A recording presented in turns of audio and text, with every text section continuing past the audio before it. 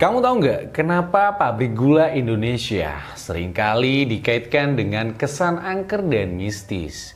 Apa karena ada film horor pabrik gula? Penasaran kan? Mari simak videonya sampai habis.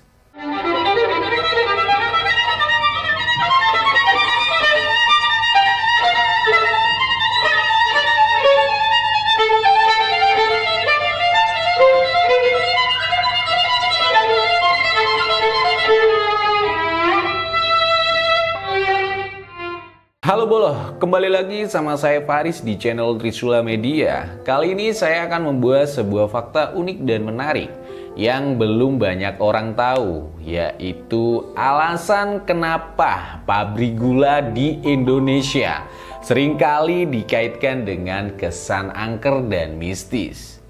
Ingin tahu kenapa alasannya?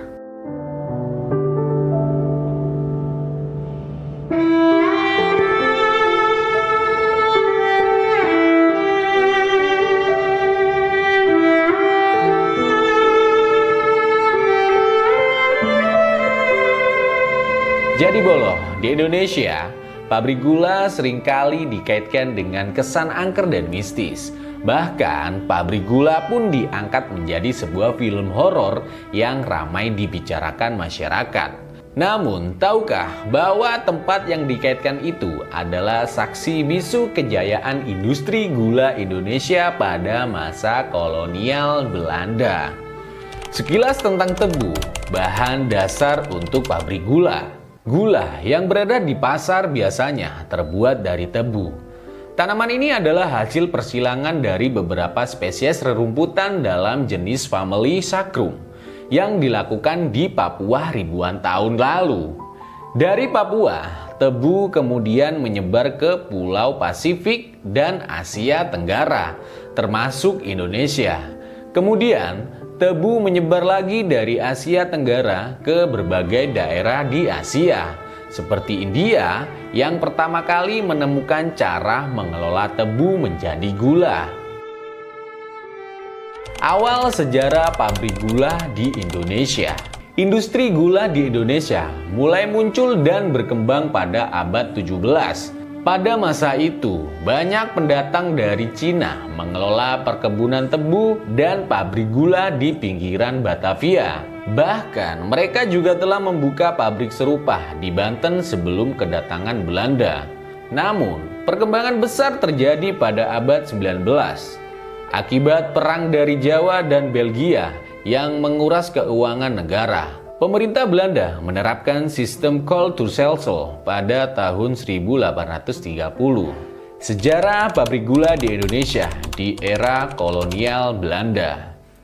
Dalam sistem Kulturstelsel, pemilik tanah wajib menanami 1/5 dari tanah mereka dengan tanaman kombinasi ekspor seperti kopi dan tebu sebagai ganti pajak tanah. Jawa menjadi target utama kebijakan ini karena memiliki tanah yang subur dan tenaga kerja yang melimpah. Sistem Kulturstelsel berakhir pada tahun 1870 setelah dikritik sebagai pihak terutama kaum liberalis Belanda. Sebagai gantinya, Belanda mengesahkan Undang-Undang Gula dan Agraria yang menjadi awal masuknya investasi swasta di industri gula Indonesia.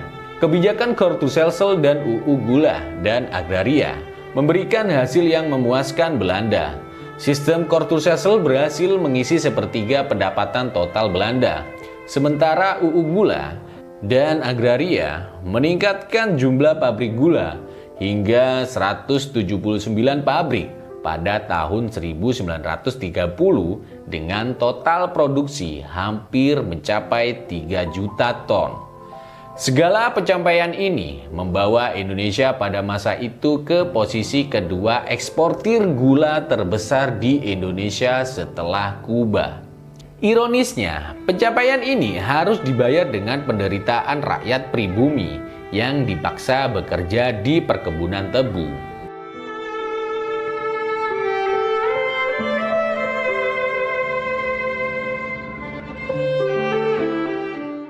Sejarah pabrik gula di Indonesia setelah Indonesia merdeka. Setelah merdeka, pemerintah Indonesia mengambil alih perusahaan-perusahaan milik asing, termasuk Belanda, melalui program nasionalisasi. Pabrik-pabrik gula yang telah berdiri sejak zaman kolonial pun tak luput dari upaya tersebut.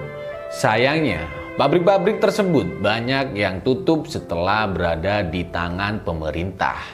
Pada tahun 2023, jumlahnya sudah berkurang hingga sekitar sepertiga dari jumlah pabrik gula di tahun 1910 yang mencapai 182 pabrik. Seiring berkurangnya jumlah pabrik, produksi gula Indonesia pun menurun. Alhasil Indonesia yang dulu dikenal sebagai eksportir gula, kini menjadi negara importir gula. Kemunduran industri gula di Indonesia utamanya disebabkan oleh kurangnya perhatian pemerintah terhadap pengelolaan pabrik dan investasi dalam teknologi serta kebijakan perdagangan gula yang kurang optimal. Oleh karena itu, tak heran jika banyak pabrik gula tutup dan terbengkalai karena tak mampu beroperasi lagi. Meskipun demikian, beberapa pabrik gula tua kini dialihfungsikan menjadi destinasi wisata. Contohnya adalah pabrik gula Kolomandu di Karanganyar yang kini menjadi tempat wisata edukasi dan pabrik gula Banjaratma di Brebes yang diubah menjadi rest area.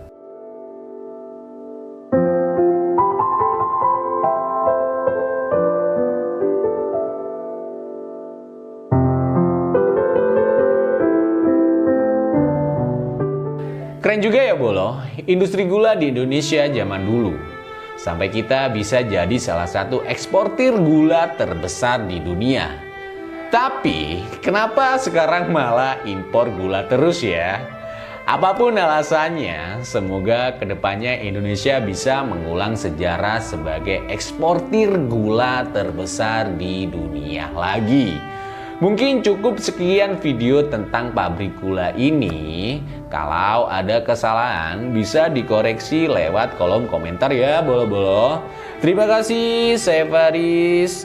Tetap support channel Trisula Media. Dan jangan lupa like, komen video ini. Dan sampai ketemu di video berikutnya.